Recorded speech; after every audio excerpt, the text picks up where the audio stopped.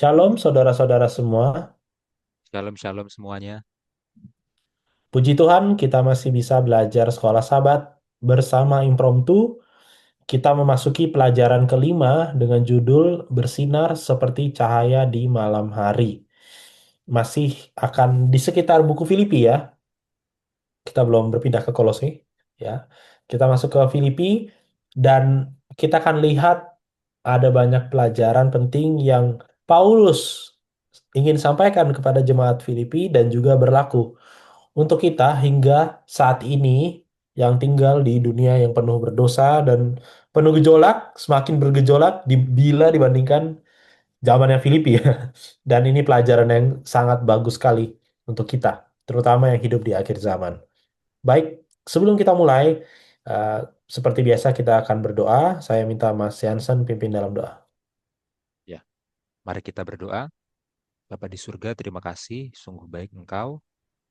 Biarlah Engkau menuntun kami agar kami bisa mengerti, mendapatkan ajaran yang baik, ajaran yang benar, dan menerapkannya dalam kehidupan kami. Tuntunlah kami yang berbicara di video ini agar memperkatakan hanya apa yang sesuai dengan kehendak-Mu. Tuntunlah juga semua orang yang menonton di video ini dan belajar bersama kami.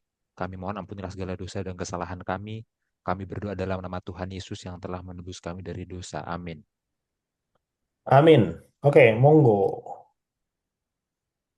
Ya, langsung aja kita baca Filipi 2 ayat 12. Tetaplah kerjakan keselamatanmu. Hai saudara-saudaraku yang kekasih, kamu senantiasa taat. Karena itu, tetaplah kerjakan keselamatanmu dengan takut dan gentar. Bukan saja seperti waktu aku masih hadir, tetapi terlebih pula sekarang waktu aku tidak hadir. Ya, mari kita menganalisis ayat ini secara lebih detail melalui sintaksnya. Ya, sintaks itu apa? Sintaks itu adalah tata urutan kata dalam kalimat. Ya, yang mana subjeknya, yang mana predikatnya, yang mana objeknya dan seterusnya ya. Ya, kemudian apakah ada satu kata yang diberi penekanan dalam struktur kalimat itu ya. Jadi kita akan pelajari itu. Nah, kita bandingkan dengan TB2 terlebih dahulu ya. Saya bacakan. Karena itu, saudara-saudaraku yang terkasih, sebagaimana kamu senantiasa taat, bukan saja seperti waktu aku masih hadir, tetapi terlebih lagi sekarang waktu aku tidak hadir, tetaplah kerjakan keselamatanmu dengan takut dan gentar. Ya, Hmm, ini secara keseluruhan bisa kita bilang maksudnya sama, tapi secara sintaks, secara tata urutan kata sangat berbeda.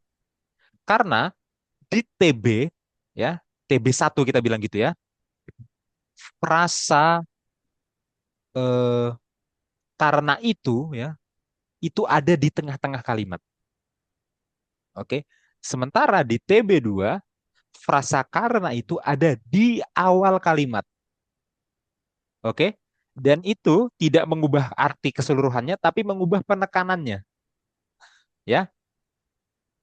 Nah, sekarang coba kita bandingkan dengan terjemahan bahasa Inggris, Bill. Tolong dibacakan Nesby, New American Standard Bible.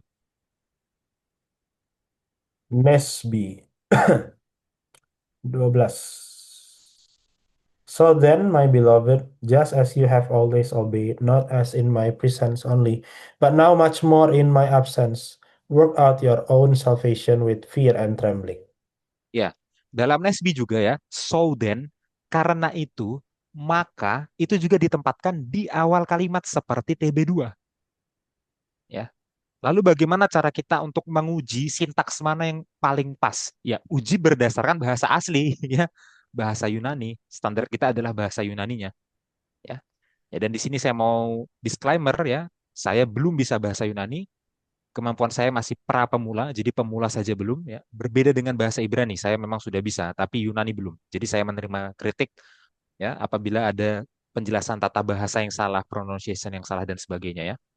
Tapi kalau kita baca di situ ya, kata oste dalam bahasa Yunani itu memang ditempatkan di awal kalimat dalam bahasa Yunaninya. Oste ya, karena itu maka itu di awal. Jadi baik TB2 maupun Nesbi lebih sesuai dengan bahasa Yunaninya. Ya. Nah, mungkin banyak saudara yang belum sadar ya bahwa di jemaat sekarang itu ada dua versi Alkitab yang beredar bersamaan, ya kan? Beberapa orang yang Alkitabnya adalah Alkitab yang lama itu biasanya pakai TB. Tapi beberapa orang yang misalkan baru dibaptis, kemudian dia dapat Alkitab dari gereja, itu pakainya TB2. Ya, kalau saudara baru beli Alkitab misalkan di Gramedia atau yang lainnya, itu juga pasti dapatnya TB2.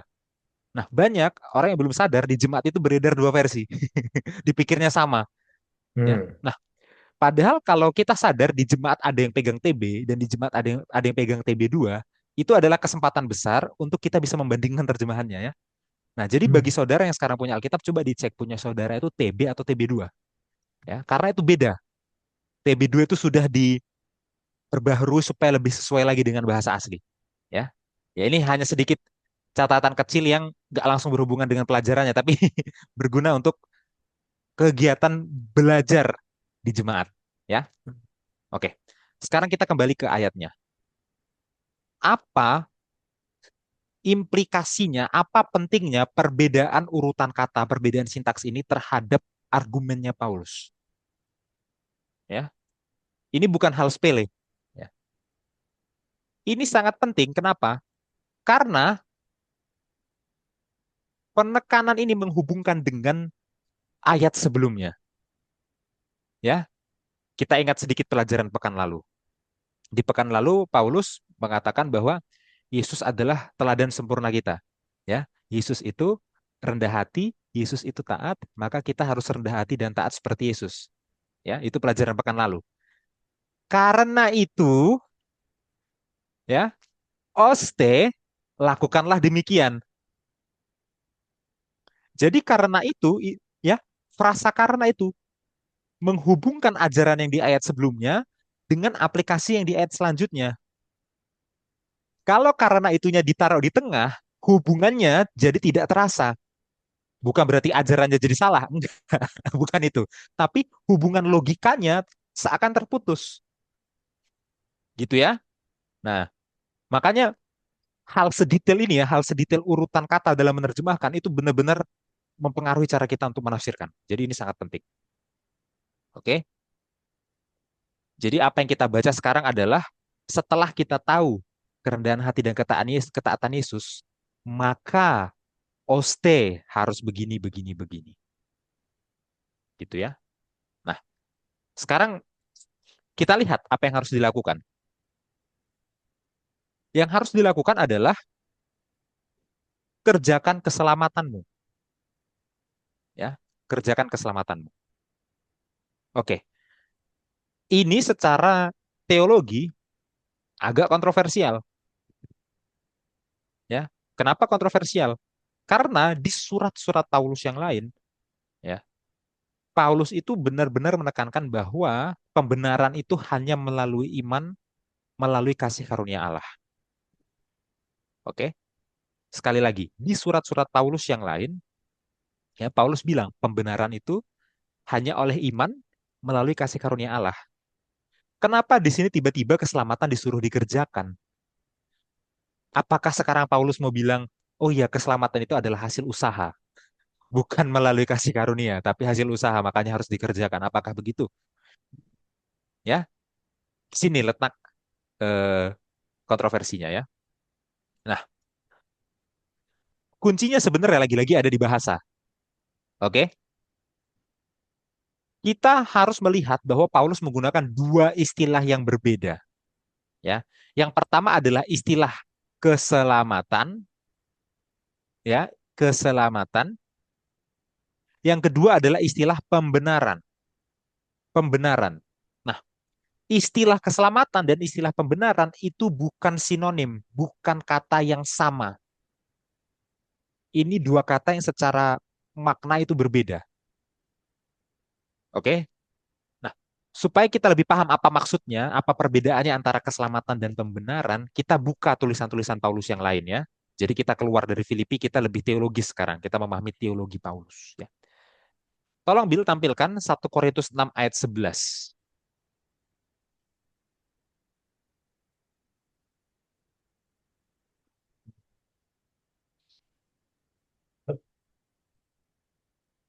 Oke.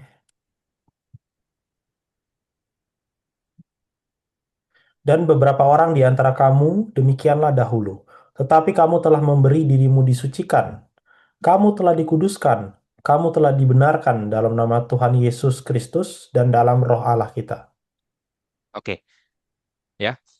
Gini, Paulus itu sering menggunakan istilah pembenaran atau bentuk lainnya itu benar, dibenarkan ya. Jadi pembenaran, benar, dibenarkan itu sering digunakan oleh Paulus.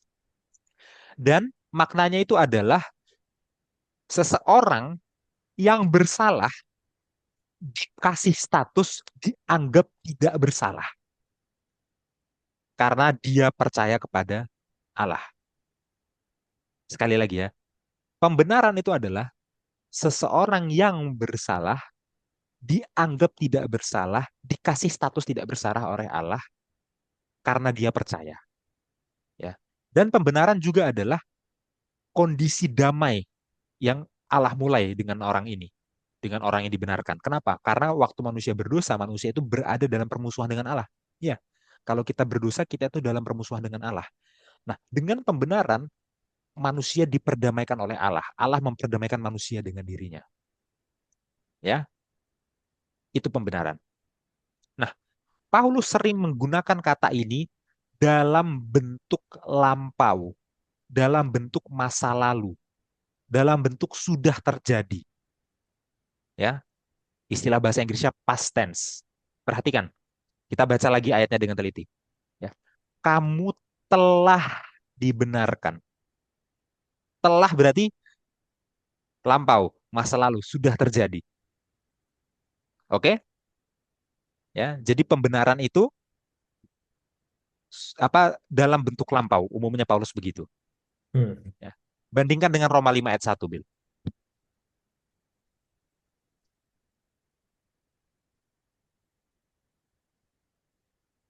Sebab itu kita yang dibenarkan karena iman, kita hidup dalam damai sejahtera dengan Allah oleh karena Tuhan kita Yesus Kristus. Ya, kalau ngomong tentang pembenaran ya, kita nggak mungkin nggak buka surat Roma, karena di sini paling dalam teologi Paulus tentang konsep pembenaran ya. Ya, dan Bill juga tentu sangat familiar ya dengan surat Roma, Roma 5 ini ya, konsep pembenaran. Di sini juga digunakan dalam bentuk lampau, dalam bentuk masa lalu, past tense ya. Nggak terlalu kelihatan dalam bahasa Indonesia. Coba dilihat dalam bahasa Inggris, Bill. Nesby ya. Oke.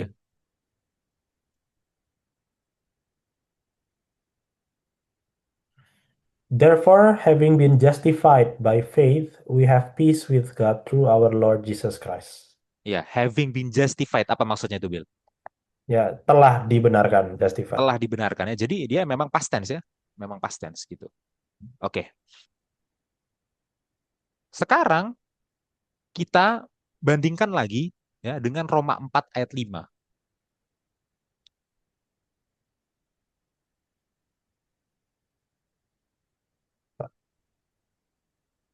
Tetapi kalau ada orang yang tidak bekerja, namun percaya kepada Dia yang membenarkan orang durhaka, imannya diperhitungkan menjadi kebenaran. Ya, perhatikan ini. Kalau tadi di ayat-ayat sebelumnya kita melihat bahwa pembenaran itu umumnya Paulus katakan sudah terjadi, bentuk lampau, masa lalu past tense, oke? Sekarang lebih dijelaskan siapa yang melakukan pembenaran, ya. Lihat, orang tidak bekerja namun percaya. Perhatikan. Jadi pembenaran itu bukan karena pekerjaan manusia, tapi manusia percaya, lalu dia yang membenarkan. Dianya itu huruf besar, maksudnya Tuhan. Berarti pembenaran itu bukan pekerjaan manusia, tapi Tuhan yang memberikannya kepada manusia. Gitu ya. Oke. Lanjut, masih di Roma, Roma 11 ayat 6.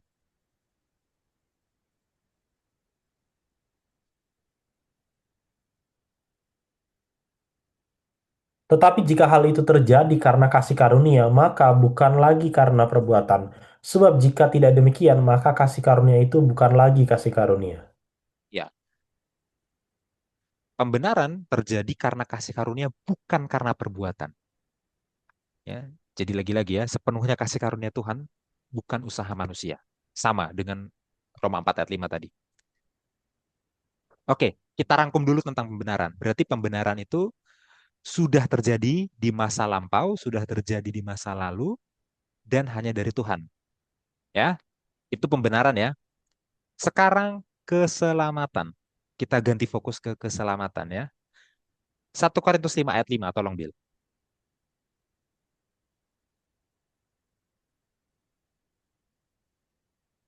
5.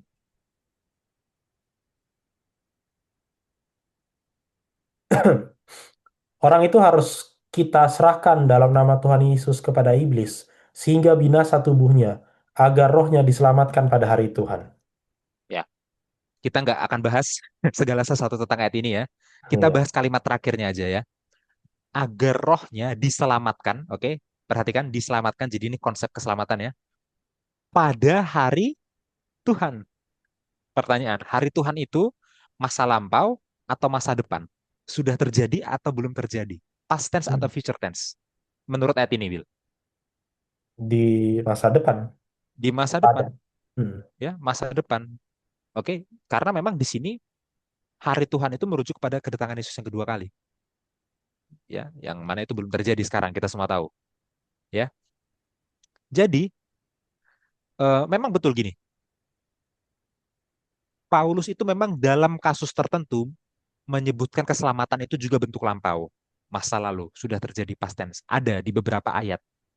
Tapi lebih seringnya, lebih umumnya itu adalah dalam bentuk masa depan, akan terjadi future tense, ya, dan hubungannya dengan kedatangan Yesus yang kedua kali. Oke. Nah, bukti lebih kuatnya adalah kita buka Roma 5 lagi, balik ke Roma 5 ya, ayat 8 sampai 9.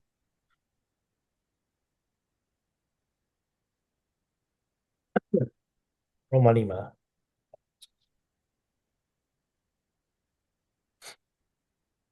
Roma 5. Akan tetapi Allah menunjukkan kasih-Nya kepada kita oleh karena Kristus telah mati untuk kita ketika kita masih berdosa. Lebih-lebih, karena kita sekarang telah dibenarkan oleh darah-Nya, kita pasti diselamatkan dari murka Allah. Kita pasti akan diselamatkan dari murka Allah. Kita pasti akan diselamatkan. Iya, tadi Bi lupa baca akannya, padahal penekanannya ada di situ. Ya, satu kata itu penting sekali ya. Nah, perhatikan ya, karena kita sekarang telah dibenarkan oleh darahnya, karena pembenaran, kita pasti akan diselamatkan dari murka Allah. Oke, jadi karena sudah dibenarkan, pasti akan diselamatkan. Pembenaran adalah jaminan terhadap keselamatan. Jadi memang keduanya berhubungan. Pembenaran adalah jaminan terhadap keselamatan. Tapi secara bentuk waktu, secara tenses, dibedakan di ayat ini. Di dalam satu ayat, di satu kalimat, dibedakan. Ini bukti paling jelas sebenarnya. Ya, waktu ngomong pembenaran, pakai kata telah, masa lampau, masa lalu, sudah terjadi past tense. Tapi waktu ngomong keselamatan, meskipun keselamatan dijaminnya oleh pembenaran, betul, tapi keselamatannya dibilang itu akan, masa depan, future tense ya. Kenapa? Karena masih dinantikan kepenuhan keselamatan itu waktu kedatangan Yesus yang kedua kali. Udah dapat perbedaannya ya? Nah, kembali lagi Bill, sekarang ke Filipi 2 ayat 12 tadi. Ya, nggak usah dibaca tapi tampilkan aja.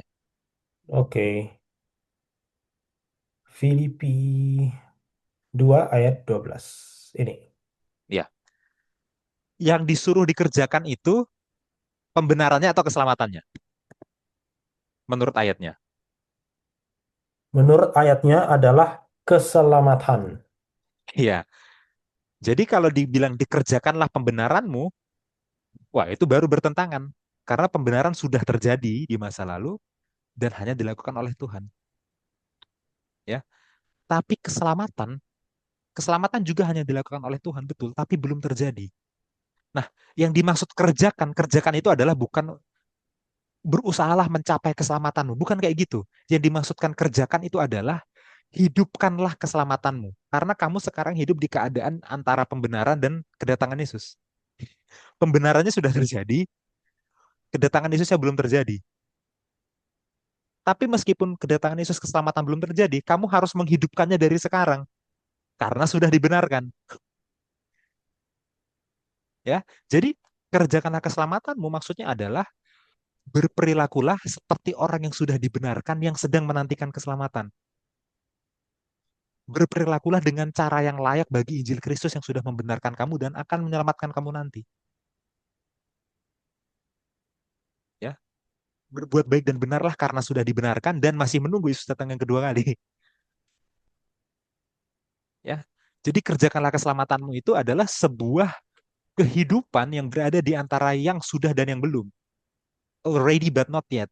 Sudah tapi belum. Ya, bukan berarti kalau Yesus belum datang yang kedua kali hidupnya hidupnya jadi seperti hidup yang belum diselamatkan. Enggak, kan sudah dibenarkan. Kalau sudah dibenarkan, meskipun Yesus belum datang yang kedua kali, harus hidup seakan-akan seperti sudah di surga. Ya, nah, dan sebenarnya selain kita bisa membaca surat-surat Paulus yang lain yang kita lakukan tadi, jawabannya ada di ayat 13. Ya, kita baca ayat 13, Bil. 13.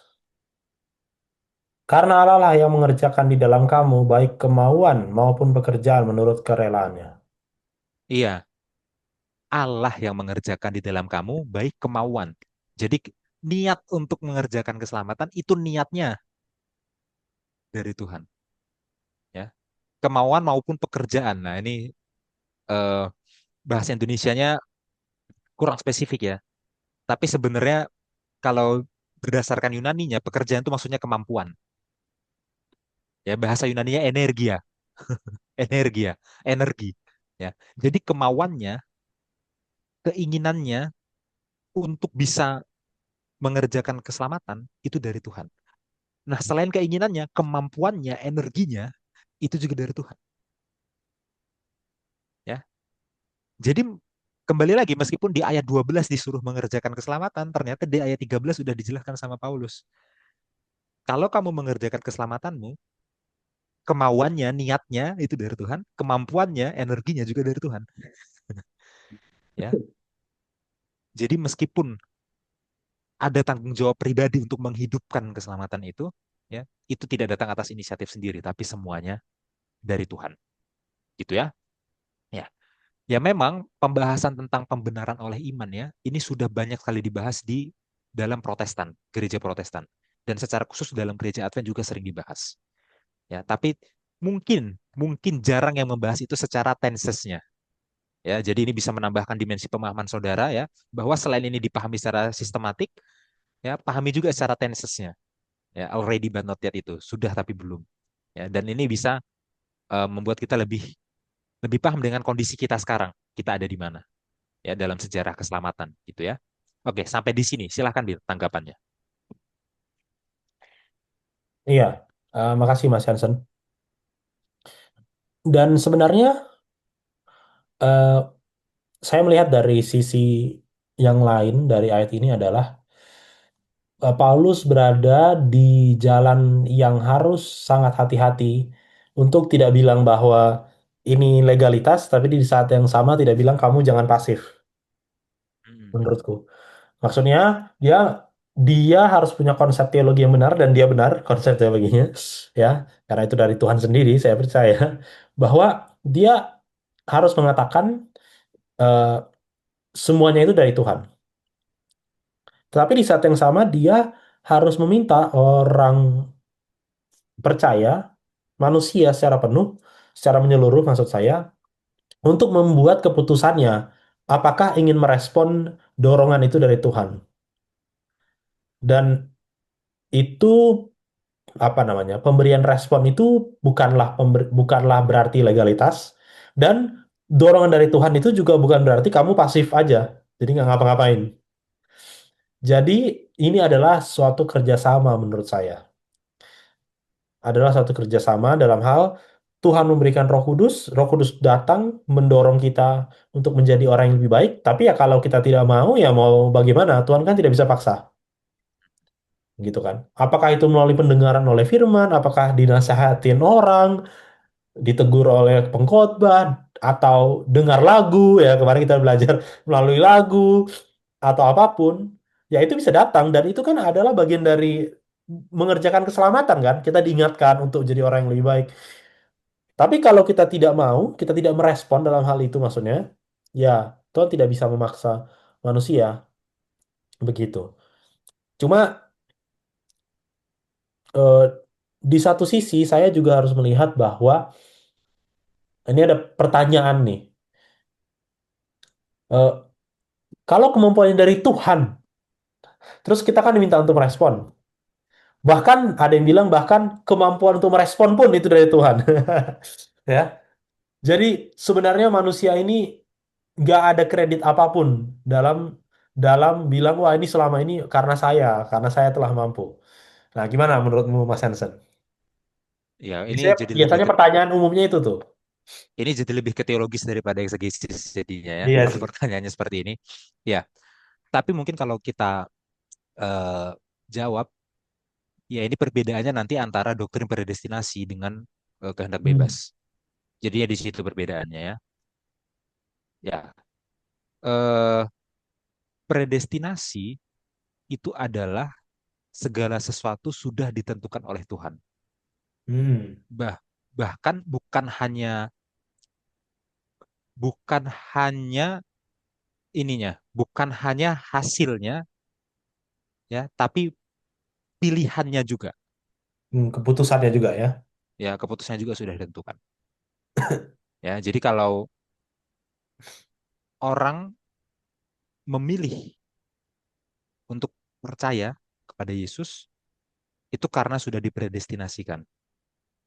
Berarti seakan-akan pilihan dia bukan murni Bukan hak pilihan ya. dia, Nah. ya.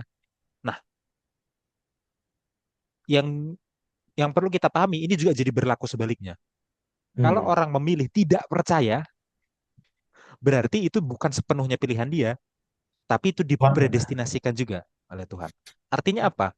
Kalau ada orang yang tidak percaya dipredestinasikan oleh Tuhan, berarti Tuhan bertanggung jawab atas kebinasaan beberapa orang, kebinasaan Banyak sebagian orang. orang, Banyak banyak orang. orang. Iya, karena kenyataan dia tidak percaya dan membuat dia binasa, itu Tuhan yang predestinasikan. Hmm. Ya. Nah, biasanya pandangan predestinasi ini argumennya adalah karena argumen kedaulatan. Ya, dia kan Iya. berdaulat, jadi segala sesuatu tidak ada yang di luar kontrol dia. Pergumulannya ada di situ, ya kan? Nah, tapi kalau kita melihat free will itu secara lebih bebas, ya, Hmm. tanpa menghilangkan foreknowledge ya, karena gini, apa ini istilahnya jadi istilah yang teologis ya. Oke, foreknowledge itu adalah Tuhan sudah mengetahui segala sesuatu sebelum itu terjadi. Iya. Ya, itu foreknowledge. Ya, pengetahuan terhadap segala sesuatu sebelum itu terjadi tidak mengharuskan menjadi penyebab. Iya. Nah, itu ya. Jadi, kalau Tuhan tahu Yudas akan berkhianat, itu harus dibedakan dengan Tuhan menyebabkan Yudas berkhianat. Iya. Ya, apakah sejak kekekalan Tuhan sudah tahu Yudas akan berkhianat? Iya, itu foreknowledge, omniscience, kemahatauan. Tapi menyebabkan itu lain hal. Menyebabkan itu lain hal. Oke? Nah, sekarang setiap pilihan kita, pilih percaya atau enggak percaya, apakah itu sudah ada di foreknowledge-nya atau enggak sebagai yang omniscience? Pasti sudah Enggak. ada, ya. Karena kalau tidak ada, dia enggak omniscience. Jadi di suatu hari atau kapanpun itu, kalau saya memutuskan percaya atau tidak percaya, Tuhan sudah tahu sejak kekekalan. Tapi bukan berarti penyebab, ya. Makanya teologi yang dipahami oleh gereja Advent itu lebih ke teologi relasional, ya, dan kita bisa belajar itu sangat dalam dari bukunya John Peckham. Iya. Ya, bukunya John Peckham. Teologi relasional itu adalah ya Tuhan memang memberikan kemampuannya untuk menurut ya. Tuhan juga mendorong manusia untuk berniat menurut dengan memanggil. Oke, Roh Hmm. Kudus terus memanggil, ayo nurut, ayo percaya. Tapi pilihan untuk aku memutuskan percaya dan aku memutuskan tidak, itu tidak pernah dilepaskan dari pilihan bebas manusia. Hmm.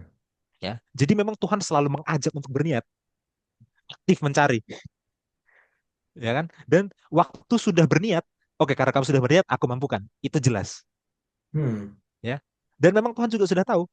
sejak kekekalan dalam kemahatauannya, apa yang akan terjadi? Tapi Hmm. pilihan pastinya selalu kehendak bebas penuh orang itu. Ya, ayatnya itu banyak sekali. Kan bebasnya selalu penuh punya orang itu. Nah, artinya apa? Ini berbicara tentang perjanjian. Konsepnya sudah banyak sejak perjanjian lama, diteruskan di perjanjian baru. Perjanjian itu selalu relasional, bukan sesuatu yang takdir. Perjanjian itu ngomong tentang Tuhan mengajak secara aktif, ayo, ayo, ayo. Tapi kalau dia melanggar perjanjian, Tuhan menarik diri. Dan dalam memahami divine will itu adalah kehendak ilahi, kita punya banyak sekali bukti bahwa apa yang Tuhan inginkan dan Tuhan rencanakan tidak selalu terjadi. Hmm. Banyak sekali buktinya. Ya. Jadi waktu saya bilang tidak ada predestinasi, bukan berarti Tuhan tidak punya rencana sama sekali. Bukan gitu juga. Ada rencananya, bagi kita juga rencananya ada. Rencananya supaya kita percaya. Tapi tidak selalu terjadi. Ya, contohnya di Markus itu ada. Orang-orang Farisi tidak memberikan diri untuk dibaptis sehingga tidak terjadilah kehendak Allah. Ya, bukan karena dia tidak maha kuasa. Kok katanya maha kuasa, kok kehendak tidak terjadi? Bukan. Tapi karena kebebasan manusia untuk memilih. Dalam relasi, kalau tidak ada kebebasan, berarti itu bukan benar-benar relasi, tapi itu kontrol robot. Nah, Hmm. kira-kira begitu. Ini jadi sangat teologis ya.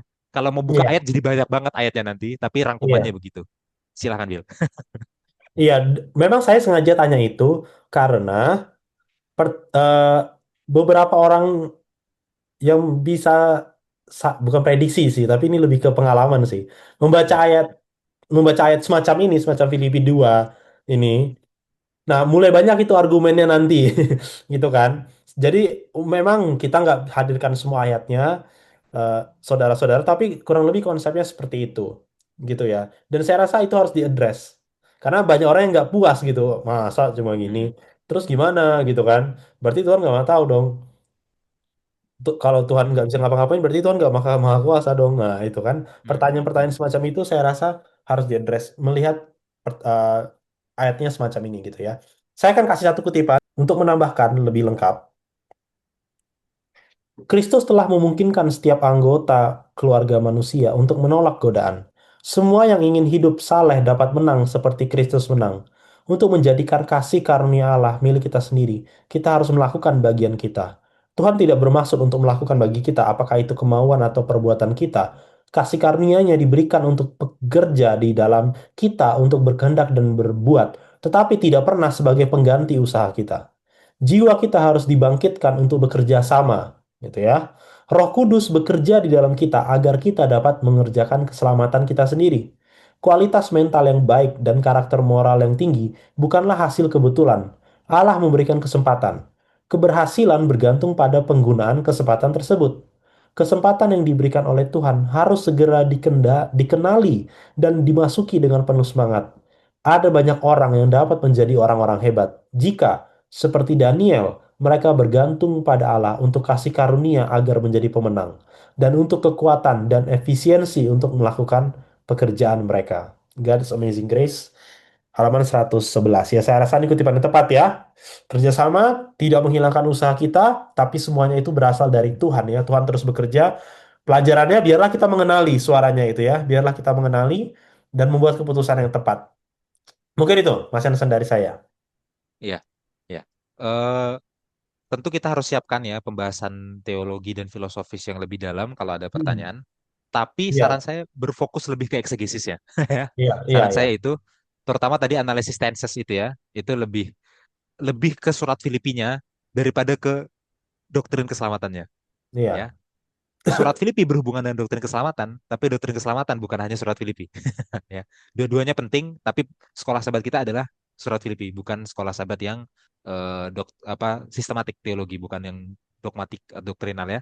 Nah, Hmm. seperti itu. Oke, kita lanjutkan. Kita baca Filipi 2 ayat 14. Lakukanlah segala sesuatu dengan tidak bersungut-sungut dan berbantah-bantahan. Ya, ini sebenarnya apa yang kurang jelas dari ayat ini, saudara? Yang kurang jelas adalah kita, hah, nggak tahu. Ya, ada banyak hal yang kita harus tafsirkan dengan rumit ya. Gak usah jauh-jauh, ayat sebelumnya itu cukup rumit untuk ditafsirkan. Nah, Tapi ayat 14 enggak sama sekali. Ya, dan ini hubungannya ke persatuan tetap ya, persatuan dalam gereja, apa perdamaian dalam gereja, hubungannya tetap ke situ ya. Dan dalam mengaplikasikan ayat ini, seperti pelajaran pekan-pekan sebelumnya ya, jangan pikir orang lain dulu, tapi diri sendiri dulu ya. Siapa yang harus tidak bersungut-sungut? Saya. Di, hmm. Siapa yang jangan berbantah-bantahan? Saya. Jangan kita pikir, kamu jangan bersungut-sungut, kamu jangan berbantah-bantah. Biar aku saja. Jangan gitu. Semua pihak harus merasa dirinya yang punya tanggung jawab melakukan ini, baru jadi. Gitu ya. Nah, dari mana kita bisa mendapatkan ini? Ingat, ini masih nggak terputus dari pekan sebelumnya. Ya, dari melihat Yesus. Ya, dari pikiran dan perasaan Yesus. Apakah Yesus hidupnya bersungut-sungut? Apakah Yesus hidupnya berbantah-bantahan? Ya, memang Yesus sering berdebat. Ya, kita harus bedakan berbantah-bantahan dengan berdebat ya. Berbantah-bantahan itu ada rasa ingin menang sendiri. Ya, sementara Yesus itu debatnya itu bukan bukan hanya karena rasa ingin menang sendiri gitu ya, tapi dia memang punya sesuatu yang substansi yang penting ya untuk diklarifikasi kan gitu ya. Makanya dia sering berdebat. Kalau orang berbantah-bantahan ya orang berbantah-bantahan tuh masalah satu benang aja itu ya. Jangankan doktrin ya, masalah satu benang aja itu bisa jadi rapat majelis 2 jam ya. Bagaimana tentang ini? Program ini kita bikin seragam. Benang yang ini. Ini contoh ya, contoh gitu loh. Ya, jadi bukan menghilangkan semua aspek perdebatan teologis, enggak juga, ya. Tapi saudara tahulah apa maksudnya berbantah-bantah di sini ya. Iya, Ya, semuanya pasti tahu maksudnya. Jangan mengelak gitu ya. Nah, jadi sekali lagi kuncinya adalah hubungkan kayak sebelumnya, lihat, taruh pikiran dan perasaan dalam Yesus ya. Itulah contoh untuk tidak bersungut-sungut dan tidak berbantah-bantah. Oke, di sini singkat aja. Lanjut, Bill. Ayat 15.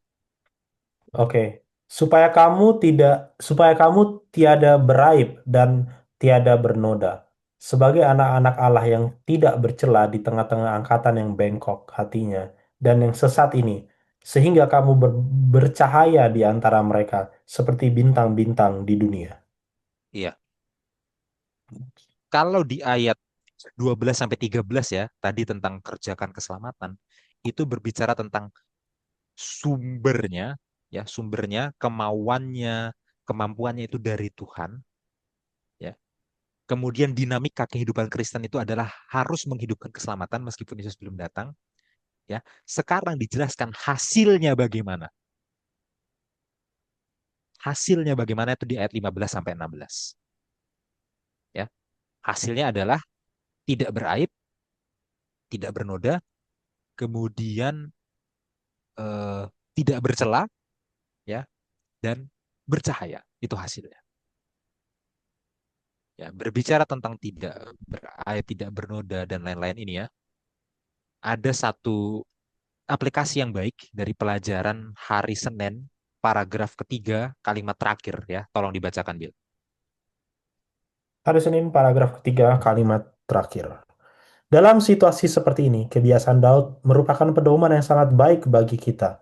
Tiada kutaruh di depan mataku perkara dursila. Mazmur Oke, maaf, Bill. 101. 2 kalimat terakhir. Sampai kalimat Oke. terakhir. Ya, Saluran media modern kita dikenal bukan karena kontennya yang murni, membangun dan menginspirasi. Dalam situasi seperti ini, kebiasaan Daud merupakan pedoman yang sangat baik bagi kita. Tiada kutaruh di depan mataku perkara dursila. Mazmur 101 ayat 3. ya ini ya. Nah, kita jangan pikir masalah tidak beraib, tidak bernoda, tidak bercela, itu hanya bicara tentang sabat atau minggu. Ya, itu hanya bicara tentang makanan halal atau haram. Ya, atau bahkan bicara tentang predestinasi atau bukan doktrinnya. Yang itu tentu sangat penting, ya. Tapi lihat sekolah sahabat membawa aplikasinya kemana? Ke media, media, ya. Apakah media itu tidak beraib? Apakah tidak bercela? Ya, contoh ada tiga hal yang paling mempengaruhi kehidupan ya secara eh, culture ya, secara budaya. Yang pertama adalah seks, yang kedua uang, yang ketiga kekuasaan, ya kan? Tentang seks yang dipromosikan oleh media, apakah tidak beraib, apakah tidak bernoda, apakah tidak bercela, ya. Hampir semua seri sekarang arahnya ke perselingkuhan, ya kan? Kalau tidak perselingkuhan, bicara tentang seks bebas, ya. Apakah Alkitab membenci seks? Oh, tidak, tidak sama sekali. Bagi Alkitab itu seks itu indah dan dirayakan. Tapi apakah tidak terkontrol dan menjadi alat pemuas diri? Enggak juga, ya. Keindahan dan apa segala macam hal yang dirayakan ya, kita baca Kidung Agung misalnya itu kan sangat dirayakan itu ya. Itu berada Hmm. dalam konteks apa? Ke dalam konteks ketaatan terhadap Tuhan, ya kan? Sehingga tidak ada perselingkuhan hanya dengan istri saja. Tidak ya. Tidak ada seks bebas gitu kan. Nah, media akan mengontrol, kalaupun tidak mengontrol, setidaknya mempersuasi secara sadar atau tidak sadar ke arah yang lain. Hmm. Ya, itu tentang uang. Ya, apakah media mempromosikan uang itu sebagai sesuatu apa dengan mindset yang tidak beraib, tidak bernoda, tidak bercela, ya kan? Ada satu influencer bilang ya, dia nggak mengambil contoh ini. Siapa itu Bill gembong gembong narkoba dari Amerika Selatan itu? Aduh, dari Siapa namanya? Ini ya. Aduh, kok aku tiba-tiba lupa Entah, sih. entah Kolombia atau siapa itu. Iya, ya, bentar. Aduh, tiba-tiba aku yang kuingat Heisenberg, Escobar, Escobar, Escobar, Escobar, El Pablo Chapo, Escobar, El ya, Chapo. ya, ya. Aku Ada ingatnya satu El influencer apa ya, El apa? El Chapo. ya, ada satu influencer bilang gini, kalian jangan suka iri sama orang yang kaya. Oh, dia kayaknya karena begini, karena begitu. Oh, dia pasti nggak halal, pasti begini. Dia bilang gini, ini influencer bilang begini ya, lu disuruh nggak halal pun nggak akan mampu katanya. Coba lu, coba lu lakukan yang nggak halal, emang lu mampu katanya. Dia bilang gini, Pablo Escobar itu seperti itu pun dia juga mikir. Jadi uang itu berbicara tentang kemampuan diri. Masalah bersih atau enggak, jujur atau enggak, itu enggak penting. Yang penting kamu mampu. Karena kalau penekanannya ada di kemampuan, kalau kita bilang, ah jangan, jangan seperti orang itu, mencari uang tidak jujur. Orangnya akan bilang, emang kamu punya kemampuan untuk tidak jujur seperti itu? Tidak jujur seperti itu juga butuh kepintaran, butuh kecerdikan. Ya, itu waktu uang juga di atas segala-galanya. Kejujuran nggak penting, karena uang akan menentukan seberapa mampunya kamu. Ya, uang adalah rapot hidup manusia, kan yang begitu kan? Ya, kalau dalam sudut pandang Alkitab, apakah Alkitab meniadakan uang sama sekali? Enggak juga, ya kan? Kita baca kitab Amsal, orang berhikmat konsekuensinya adalah dia punya uang. Ya, kita baca kitab Amsal, uang itu adalah sebagai alat untuk menavigasi kehidupan. Menavigasi itu maksudnya apa? Untuk menjalankan fungsi-fungsi kehidupan akan lebih mudah jika ada uang. Tiba-tiba ada bencana, tiba-tiba ada keluarga yang sakit, tentu saja. Bahkan kebutuhan sehari-hari itu pakai uang. Iya, tapi apakah mindsetnya adalah segala sesuatu rapot hidup manusia, eksistensi diri manusia itu ditentukan dari seberapa banyak uang yang dia dapat. Bahkan kalaupun tidak jujur, tetap aja itu menentukan seberapa kuatnya kamu. Enggak, ya kan? Gitu. Kekuasaan, ya. Kita udah bahas dari pekan lalu. Sudut pandang Alkitab adalah yang dalam rupa Tuhan, yang maksudnya adalah Tuhan sendiri itu ya, morfe Tuhan, merendahkan diri jadi manusia, bahkan menjadi hamba, bahkan mati di kayu salib.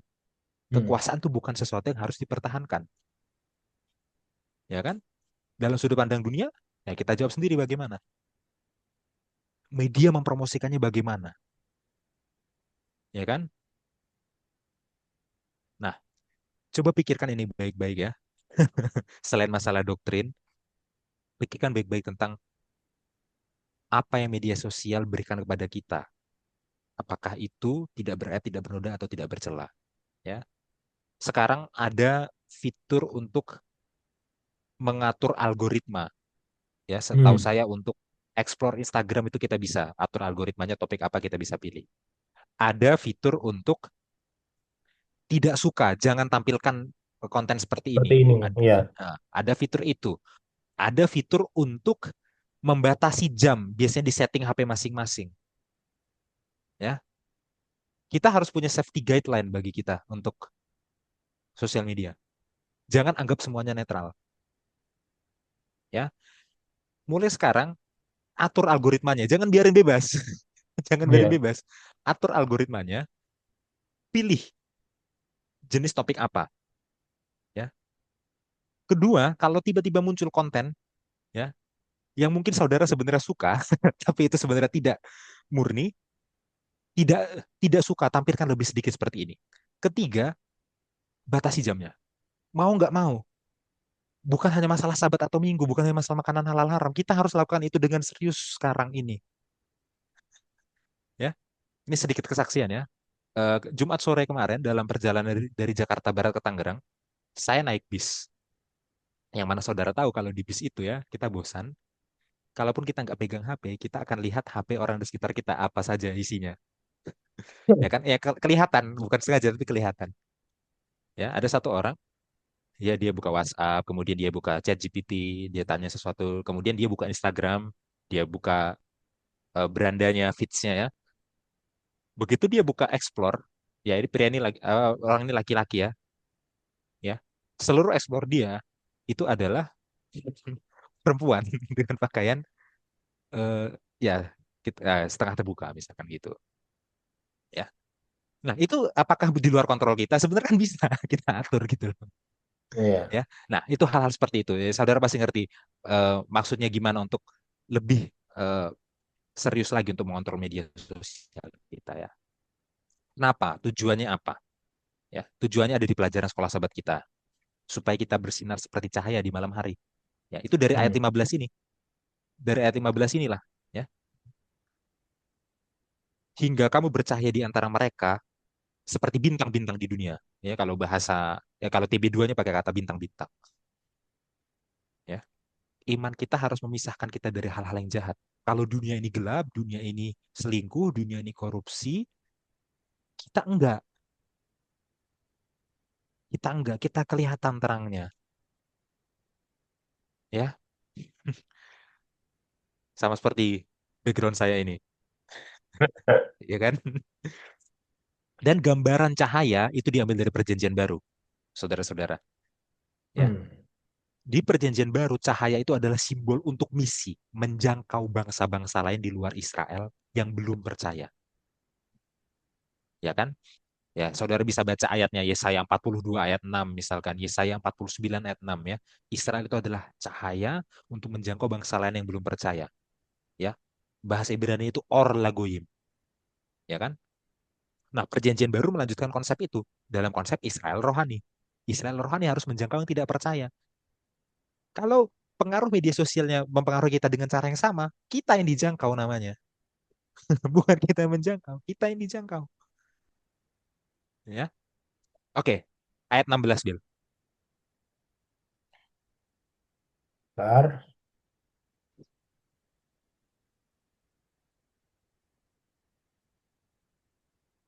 Ayat 16. Sambil berpegang pada firman kehidupan agar aku dapat bermegah pada hari Kristus, bahwa aku tidak percuma berlomba dan tidak percuma bersusah-susah. Ya, perhatikan ya. Eh, ada dua jenis orang menurut ayat ini. Ya, yang pertama adalah orang yang akan bermegah, orang yang bisa bermegah pada hari Kristus. Hari Kristus itu apa? Kedatangan Yesus yang kedua kali ya. Jadi waktu Yesus datang kedua kali, kita malah merasa bangga, merasa bermegah. Wah, Yesus akhirnya datang. Itu jenis orang pertama.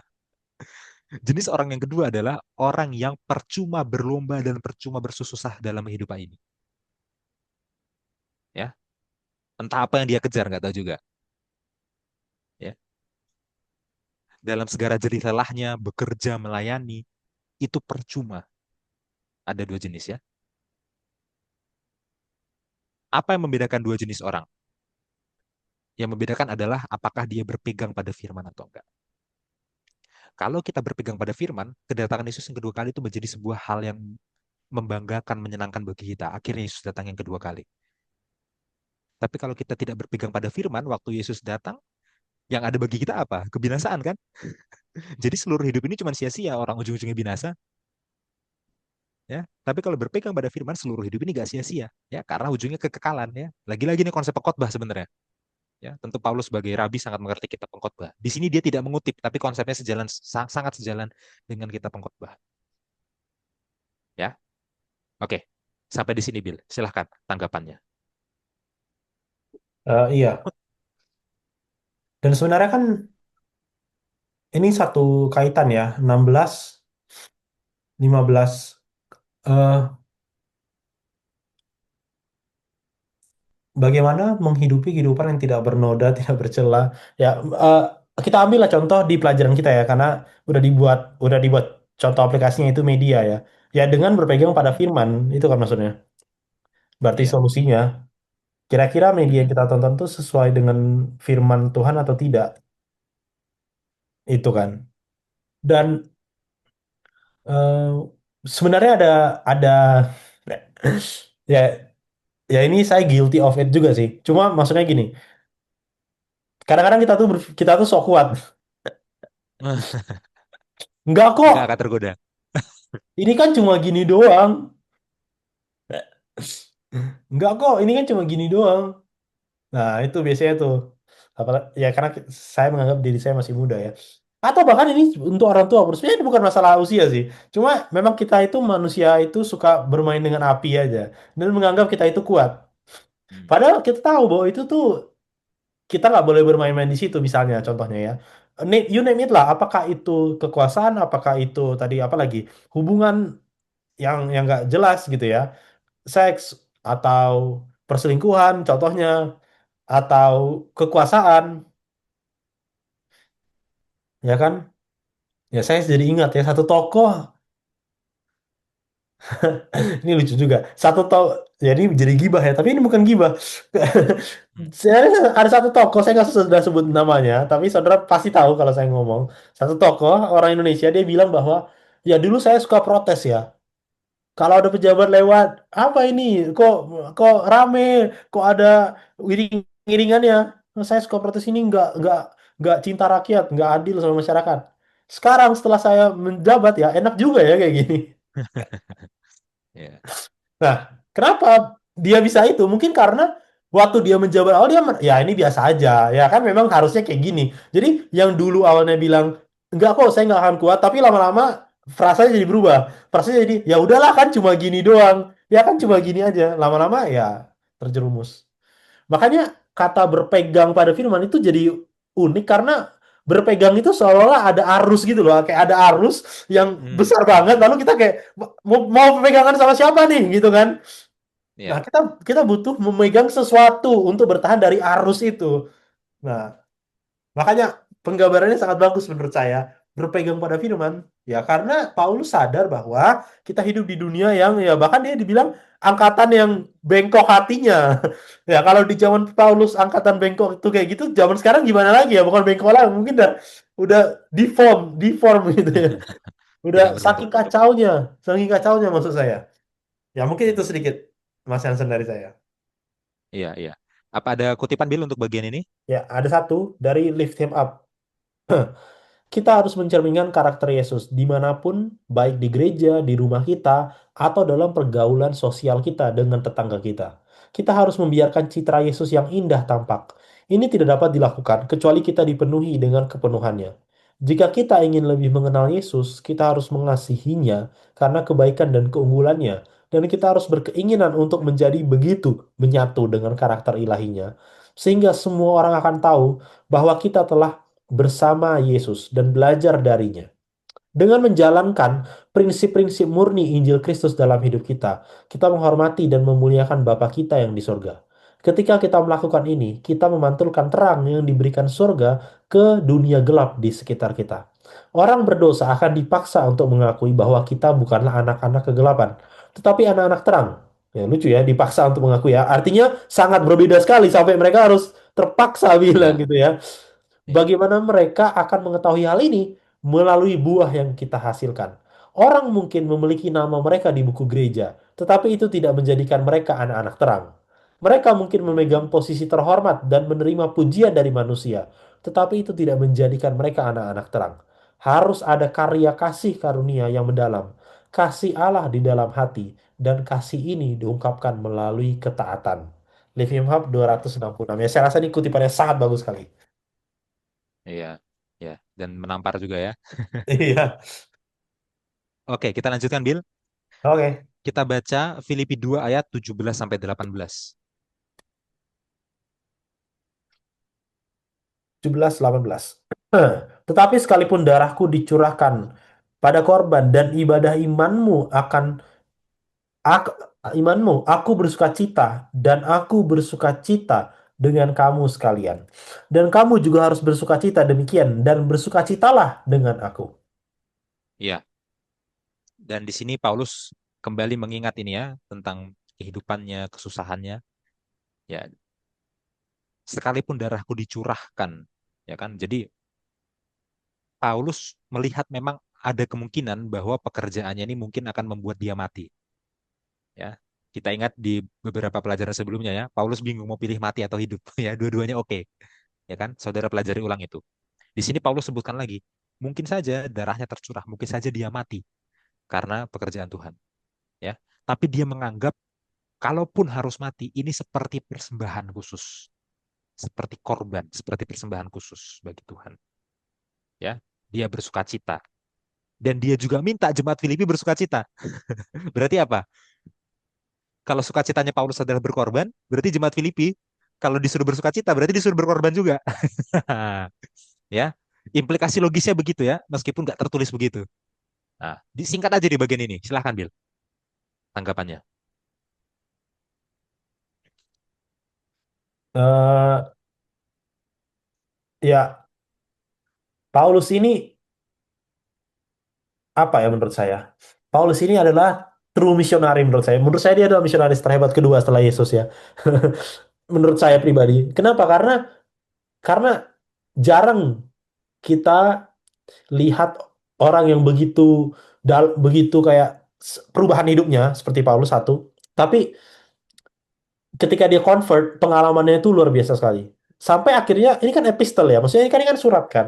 Walaupun ini dikanonkan gitu sebagai Alkitab, oke. Tapi kan sebenarnya ini pada dasarnya adalah surat gitu ya. Jadi ketika dia mengajar, dia bisa relate loh dengan yang diajarin. Ngerti gak sih? Kayak, Hmm, kalau saya disuruh berkhotbah, kadang-kadang kalau materi saya itu terlalu besar sekali, saya rasa saya kecil banget ya. Kayak saya aja belum bisa melakukan itu gitu loh. Jadi kita kayak, hmm, tapi Paulus nih dengan lantang gitu loh. Kenapa? Karena dia udah kecap gitu loh maksudnya. Dia udah merasakan itu. Jadi ketika dia bilang bersukacita, ketika dia belajar bilang rendah hati, menasihat itu, artinya dia sudah mencoba dan dalam pergumulan yang luar biasa untuk melaksanakan itu. Dan fokus Injilnya itu luar biasa. Dan sehingga dia nggak bukan jarang dia bilang kayak, ya saya juga susah di tengah-tengah dia lagi bahas apa gitu. Kayak dia lagi bahas apa terus ya saya juga dalam kondisi yang kayak gini, susah gitu ya, apalagi tulisan penjara ya. Dan dia kadang-kadang melihat melihat masa lalunya, ya saya juga orang Yahudi, saya juga gini. Jadi seakan-akan dia tuh bukan hanya orang yang menginjil, tapi dia menghidupkan apa yang dia bilang. Dan menurut saya itu yang membuat dia, eh, saya bilang dia adalah misionaris kedua yang terhebat menurut saya ya, selain Yesus. Karena menghidupkan yang dia omongkan di saat yang sama, yang dia omongkan tuh keras, menampar banyak orang, menyinggung banyak orang. Tapi Paulus tentu dia berdosa, penuh dengan dosa, tapi dengan penuh keterbatasannya, luar biasa dia bisa punya pengalaman seperti itu. Dan ajakan untuk berkorban ini kan sebenarnya kalau kita lihat konteks sebelumnya sekalipun, bahwa berarti konsekuensi logisnya dalam dalam pemahaman saya, untuk menjadi bersinar di tengah malam itu ada konsekuensi di antara para gelap ini. hmm, hmm, Seperti saya yang sudah berusaha bersinar, saya di penjara, tapi saya tetap hmm, bersuka cita. Kalaupun ini konsekuensi terhadap saya yang bersinar, ya udah, saya bersuka cita. kamu juga harus bersuka Iya. cita. Kenapa? Karena ekspektasi saya, kamu juga bersinar di dalam kegelapan, sehingga dunia Hmm. tidak suka dan kemungkinan kamu juga akan dicurahkan darahnya menjadi korban, gitu ya. Karena dunia tidak senang, saya itu tidak senang. Jadi menurut saya itu apa urutan logisnya dan itu konsekuensinya. Dan dia malah suka cita kalau kalau kegelapan tidak senang. Artinya apa? Artinya terangnya itu berdampak. Nah, Hmm. kalau belum ada kesusahan di dalam perubahan hidup kita, ya jangan-jangan kita nggak benar-benar berubah, saudara. Jangan-jangan kita berubah tapi sama dengan dunia gitu. Jadi jadi nggak bisa dibedakan gitu kan. Jangan-jangan Hmm. gitu ya. Mungkin Hmm. itu, Mas Anderson. Iya. Dan kalau dihubungkan juga ke ayat 16 ya, Mm-mm. dihubungkan dengan bermegah pada hari Kristus. Iya, Ya, bermegah pada hari Kristus atau hidup yang percuma bersusah-susah. Nah, Paulus bersuka cita dengan kenyataan dia mungkin akan mati, dengan kenyataan darahnya mungkin tercurah. Kenapa? Karena dia menganggap dia tahu dia akan bermegah pada hari Kristus. iya, iya. Ya, dan dia tahu bahwa ini semua bukan kesusahan yang Hal yang percuma, sia-sia. Heeh. kesusahan yang percuma, gitu Mm-mm. ya. Kalau kita hubungkan dengan sebelumnya. Jadi singkatnya adalah ya dia tahu ada kebangkitan nanti di Iya, kedatangan Yesus yang kedua kali. Jadi mm, ini semua nggak sia-sia. Kalaupun sampai harus mati sekarang nggak sia-sia. Ya iya, kalau kita hubungkan ke ayat 16 juga ya. Oke, iya. ada kutipan di bagian ini? Tidak. Tidak ada ya. Oke, lanjut Bill. Ayat 19 sampai 23.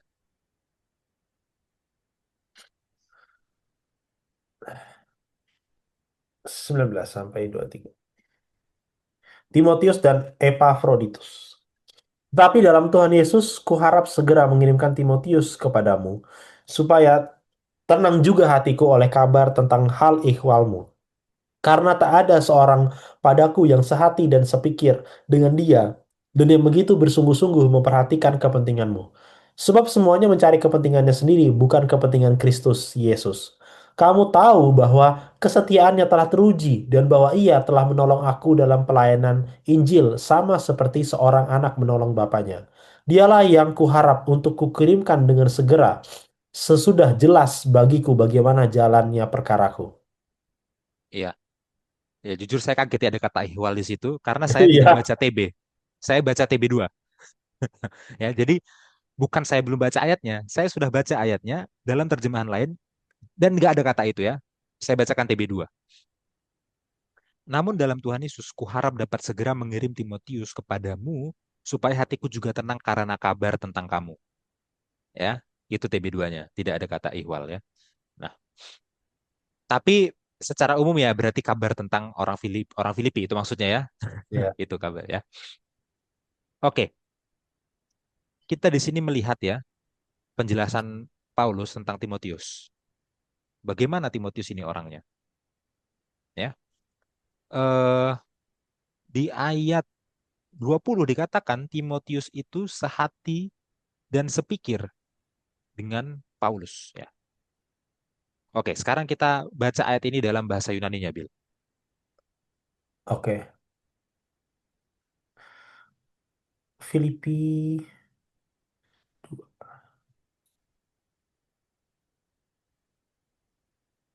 Ya, Yap, 20.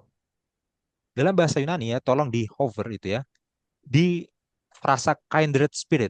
Ini ya. Nah, itu ya. Itu adalah isophrihon. Nah, ini sebenarnya dari dua kata. Kalau kita telusuri asal-usulnya ya. Pertama adalah kata isos. Isos itu artinya adalah setara dalam kualitas, sama ya. Ada beberapa kata dalam dunia sains ya. Kalau ngomongin sesuatu yang setara itu dia pakai iso ini ya dalam studi fisika, studi kimia itu ya. Ya. Jadi isos itu artinya adalah setara ya. Kemudian ada kata psiche. Psuche. Psuche itu artinya adalah jiwa ya dan dalam beberapa konteks bisa diartikan tujuan hidup ya. Kalau saudara tahu psikologi itu dari kata ini psiche itu ya. Ya, psiche jiwa. Jadi isos sama kualitasnya setara psiche jiwa tujuan hidupnya ya sama atau setara kualitas jiwa dan tujuan hidupnya ya. Jadi terjemahan bahasa Indonesia sehati sepikir ya itu boleh aja ya, tapi bahasa Yunaninya lebih banyak penekanan. Nah, Lebih menariknya lagi, tolong diklik lagi katanya, Bill. Bukan hanya di hover, tapi diklik ya. Berapa kali dia muncul? 3 kali. 3 kali. Sekarang coba klik yang tanda panah. Tanda I. Icon I kecil di samping angka 3. 3 kali di Nesby. Ya. Like-minded 3 kali di Nesby. Tapi kata Yunani, isopsihon tadi, itu hanya muncul sekali di bahasa Yunani. Ya, SBLJ ya. Iya, dalam ini ya, bahasa Yunani, Society of Biblical Literature ya, sebagai penerbitnya ya, SBL itu ya, hanya muncul sekali. Artinya apa? Kita cek Matius 1 ayat 1 sampai Wahyu 22 ayat 21 kalau nggak salah itu ya, ayat terakhirnya Wahyu. Di seluruh perjanjian baru kata ini cuma muncul sekali. Jadi ini penekanannya tinggi sekali ya. Penekanannya tinggi sekali. Gini, ada bedanya kalau saya bilang saya tidak suka pakai frasa yang lebih umum, saya tidak suka, dengan saya bilang saya sudah muak. Itu lebih jarang. Kira-kira sama artinya, tapi waktu saya pakai frasa yang lebih jarang itu penekanannya lebih beda ya. Dan di sini Paulus pakai kata yang jarang, ini penekanannya luar biasa. Nah, sekarang dalam hal apa? Dalam hal apa Timotius kualitasnya sama dengan Paulus? Dalam hal apa orientasi hidupnya itu sama dengan Paulus? Ya kan? Pertama, Paulus mengasihi Yesus. Timotius juga mengasihi Yesus. Paulus bekerja keras menginjil. Timotius juga bekerja keras menginjil. Ya. Dan yang paling spesifik adalah Paulus peduli terhadap jemaat Filipi. Timotius peduli terhadap jemaat Filipi. Ya. Nah, tadi Bill bilang ya, eh, Paulus adalah misionaris terbesar kedua. Ya, ternyata di peringkat 2 ada 2 orang, Bill. Ya, ada Paulus dan Timotius. Ya, karena Gratis satu Miguel. satu-satunya orang yang diseimbangkan dengan dirinya sendiri oleh Paulus ya, entah dari rekan pekerjanya yang lain, entah dari Silas ya, Apolos, cuma Timotius. Ya, cuma Timotius. Coba cari ada nggak rekan sekerja Paulus yang meskipun dipuji disetarakan seperti ini? Nggak ada. Ya, jadi Dan kalau Yesus nomor 1, Paulus nomor 2, ternyata Timotius sama juga di kategori nomor 2 menurut Paulus. dan kalau Ya, nggak salah Timotius ini surat terakhir Paulus kan ke Timotius. 2 Timotius ya, Iya, jadi artinya dua dia memang Timotius. menaruh perhatian yang besar ke Timotius, Ya, maksudku. ya, betul. Perhatian besar Timotius ya. Iya, Eh, rekan sekerja yang paling dekat sama dia pada akhirnya Timotius memang. iya, Iya, itu ya. Kemudian ayat 22 dikatakan Timotius itu kesetiaannya telah teruji. Ya, nah kita buka lagi bahasa Yunaninya, Bil. oke,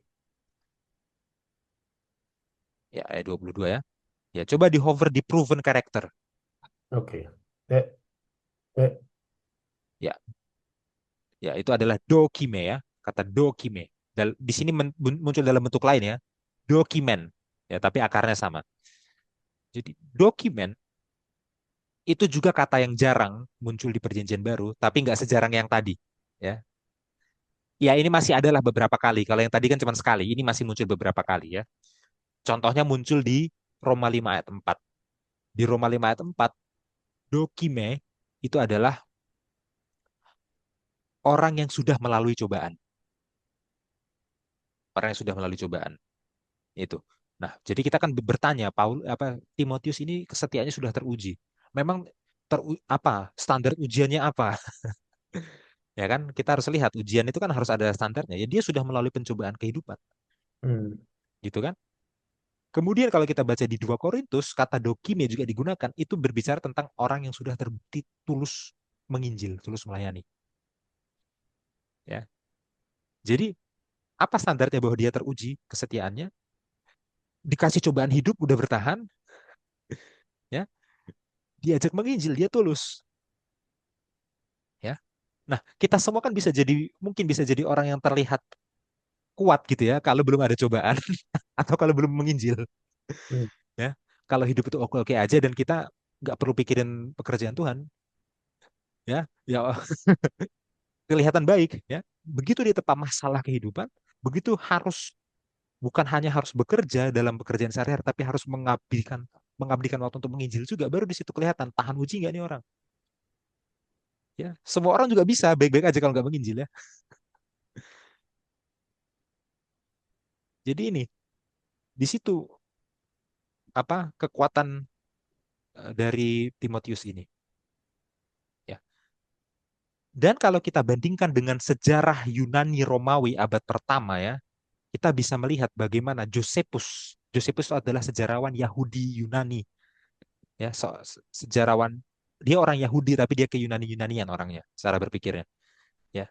Dia menulis buku dan dia menggunakan kata ini, kata dokime juga dalam tulisannya. Coba ditampilkan, Bill.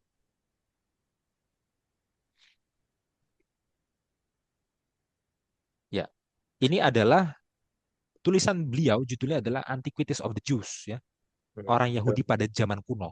Jadi dia menjelaskan sejarahnya orang Yahudi dari zaman apa Abraham lah gitu ya, dari penciptaan, bahkan dari penciptaan dia jelaskan sampai di abad pertama itu. Nah, ya. Dan ini adalah buku dia yang pertama ya. Tolong Bill tampilkan pasal 13 ayat 4. Ya, 13 ya, di ayat 4 ya. Baca dari frasa for he called loudly sampai sebentar, sampai to such a comment, sampai situ ya. For he called loudly to such a comment. Okay. Ya, For he called loudly to Abraham by his name and forbade him to slay his son, and said, it was not out of a desire of human blood that he was commanded to slay his son, nor was he willing that he should be taken away from him whom he had made his father, but to try the temper of his mind, whether he will be obedient to such command. ya. Saya terjemahkan ya. Karena dia memanggil dengan keras kepada Abraham dengan memanggil namanya dan melarangnya untuk menyembelih anaknya ya, dan berkata, bukan karena keinginan terhadap darah manusia bahwa dia diperintahkan untuk menyembelih anaknya, bukan juga bahwa dia ingin bahwa dia harus diambil, maksudnya si Ishak diambil darinya yang telah membuat dia menjadi seorang ayah, tetapi untuk menguji menguji pikirannya, apakah dia akan taat terhadap perintah seperti itu. Ya, jadi Josephus menceritakan ulang kejadian 22 di sini ya. Dan Josephus menggunakan kata yang sama, dokime, untuk menggambarkan ujian terhadap Abraham. Ya, apakah Abraham tahan uji itu maksudnya? Dokime. Ya. Jadi si Timotius ini ya, waktu dikatakan tahan uji ya, dalam pemikiran orang Yahudi, tahan uji itu adalah karakter leluhur mereka, karakter Abraham. Ya, dibilang tahan uji berarti dia dibilang karaktermu seperti karakter Abraham. Wah, itu pujian yang sangat besar. Apalagi disampaikan oleh seorang rabi besar seperti Paulus ya. Gitu ya. Jadi seperti itulah karakternya Timotius ya. Nah, sekarang waktu kita dengar Timothy, kita dengar dia orang yang seperti apa. Mungkin penggambaran kita agak berbeda ya. Tapi kita kembalikan Timothy itu adalah Timothy yang ini, Timothy yang di Alkitab ya. Timothy yang di Alkitab, Timothy yang tahan dalam ujian, Timothy yang fokusnya menginjil ya. Timothy yang mengasihi Yesus. Timothy ya. Kalau dia mengasihi Yesus, tentu dia rendah hati. Dia mencontoh kerendahan hati Yesus, gitu kan? Ya, itu. Dan Paulus mengutus ya Timotius ini ke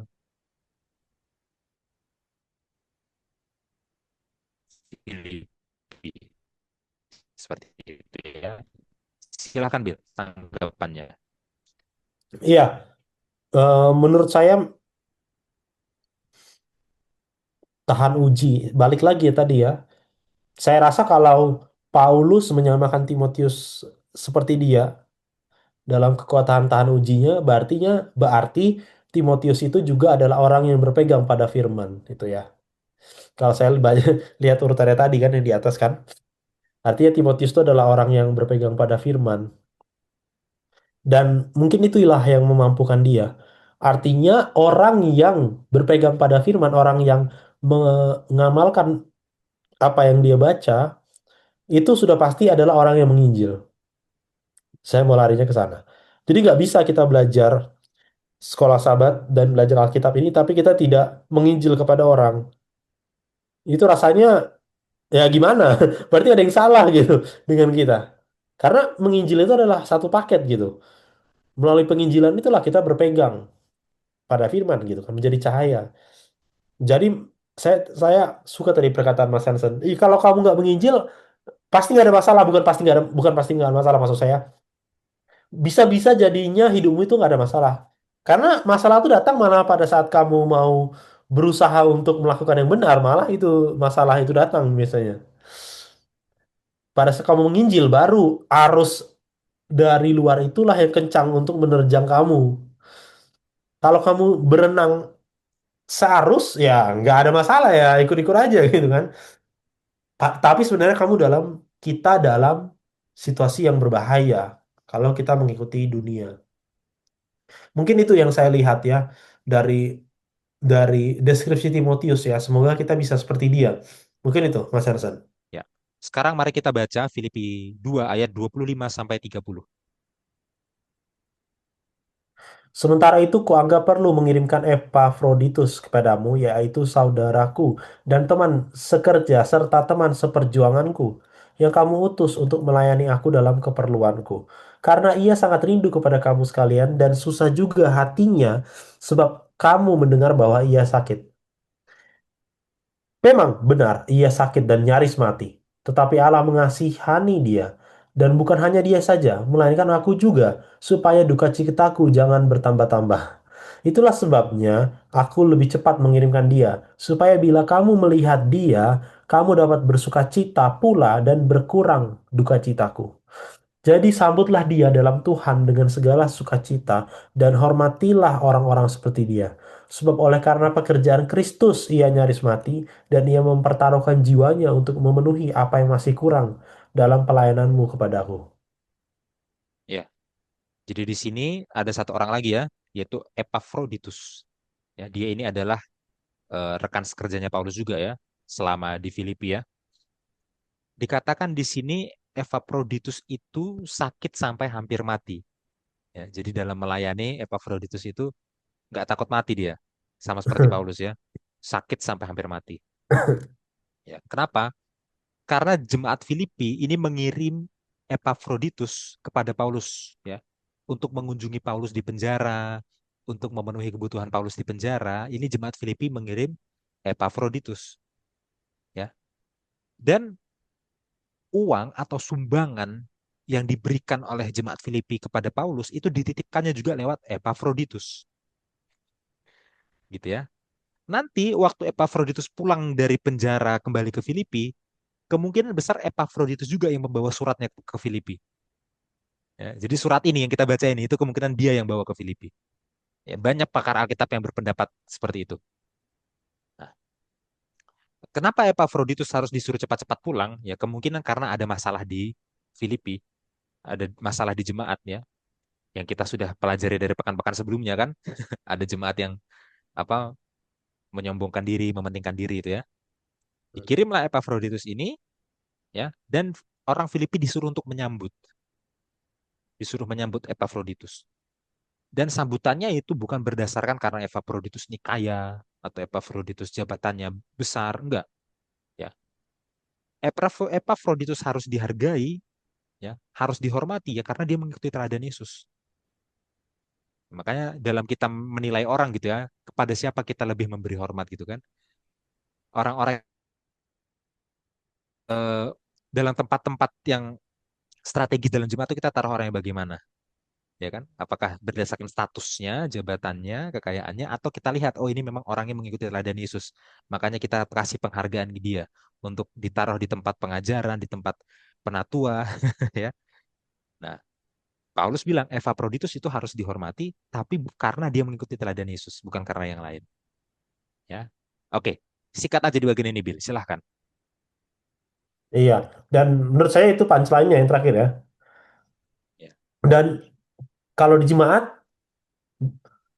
eh,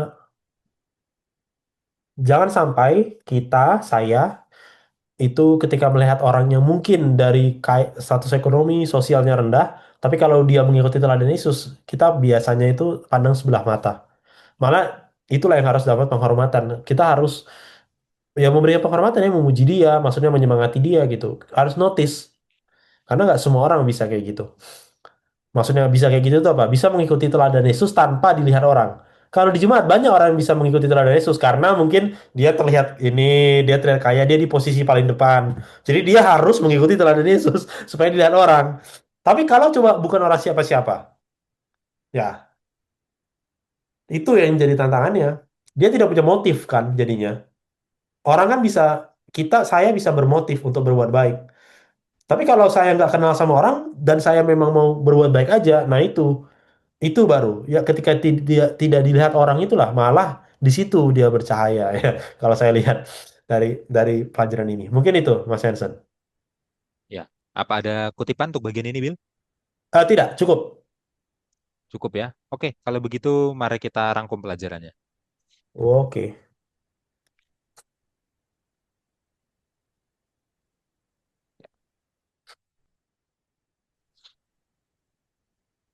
Ya.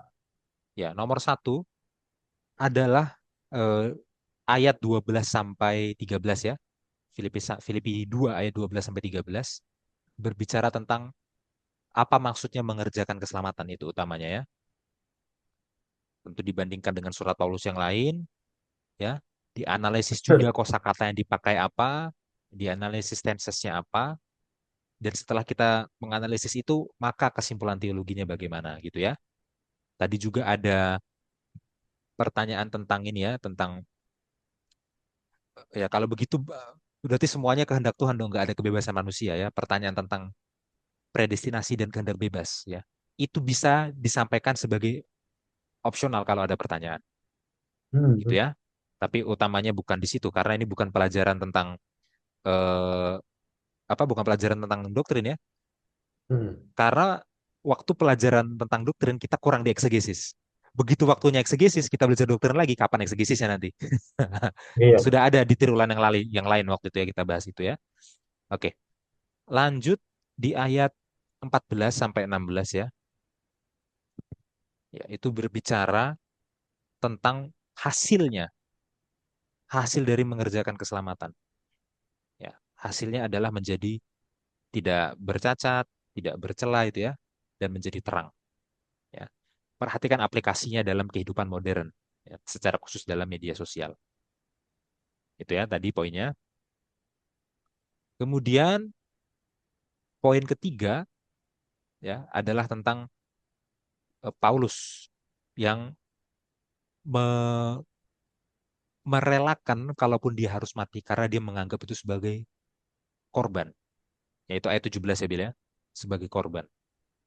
Nah, tentu saja ini harus dihubungkan dengan ayat sebelumnya ya, ya bahwa itu adalah bagian dari mengerjakan keselamatan, itu adalah bagian dari pengharapan akan kedatangan Yesus, itu adalah bagian bahwa memahami semua yang di hidup ini gak sia-sia ya karena berpegang pada firman Tuhan gitu ya.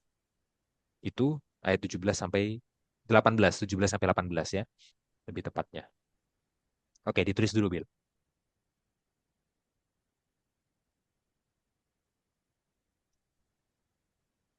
Hmm. Ya, bukan kalau dia harus mati ya. Kalaupun dia harus mati, tidak apa-apa dia menganggapnya sebagai korban.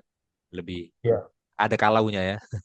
Ini kalau Kalaupun dia harus mati, dia menganggapnya sebagai korban. oh, sorry. Ya, oke. Oke.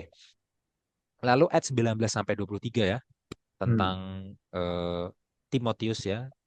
Nah, bagaimana Timotius ini adalah orang yang sama kualitasnya, sama tujuan hidupnya dengan Paulus ya, dan dia juga sudah terbukti berhasil melewati pencobaan dan menginjil ya. Yaitu kemudian nomor 5 berbicara tentang Epaphroditus ya, yang harus disuruh pulang lebih cepat. Itu ayat 25 sampai 30 ya. Tadi 19 sampai 23, Bil. Ya 24 juga bisa. Ya, 25 sampai 30. Jadi Epaphroditus disuruh pulang lebih awal ya karena di Filipi ada masalah, ya kan? Dan dalam kepulangannya jemaat Filipi disuruh untuk menyambut, menghormati ya karena dia adalah orang yang setia kepada Yesus, yang mengikuti Yesus. Nah, ini ya. Jadi kalau dirangkum jadi 5 poin singkat ini, ya tentu saja penekanan utamanya ada di nomor 2 ya. Ya. Jadi kalau kita nggak bisa kasih waktu yang berimbang untuk semua poin ya, kasih waktu lebih banyak untuk nomor 2. Gitu ya. Oke, sampai sini Bill. Silakan tanggapannya. Iya, saya rasa eh, cukup sampai di sini pelajaran sekolah sahabat kita ya. Banyak aplikasi yang bisa kita kita mengerti dan kita laksanakan karena itu jauh lebih penting ya. Semoga kita semua bisa bercahaya. Ya, bercahaya seperti Ya. backgroundnya Mas Jansen. Amin, amin, amin. Oke, kita tutup. Saya akan pimpin dalam doa. Mari kita bersatu dalam doa. Bapa kami di sorga, terima kasih atas kesempatan yang kau berikan kepada kami untuk belajar firman-Mu melalui pelajaran sekolah Sabat.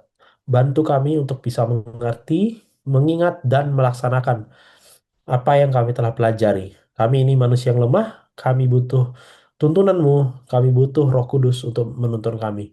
Berikan kami kekuatan untuk bisa membagikannya juga kepada orang lain dalam penginjilan. Terima kasih Bapa di surga, hamba-Mu berdoa untuk semua guru-guru yang akan mengajar, biarlah mereka mendapatkan hikmat dari surga. Di dalam nama Tuhan Yesus kami berdoa.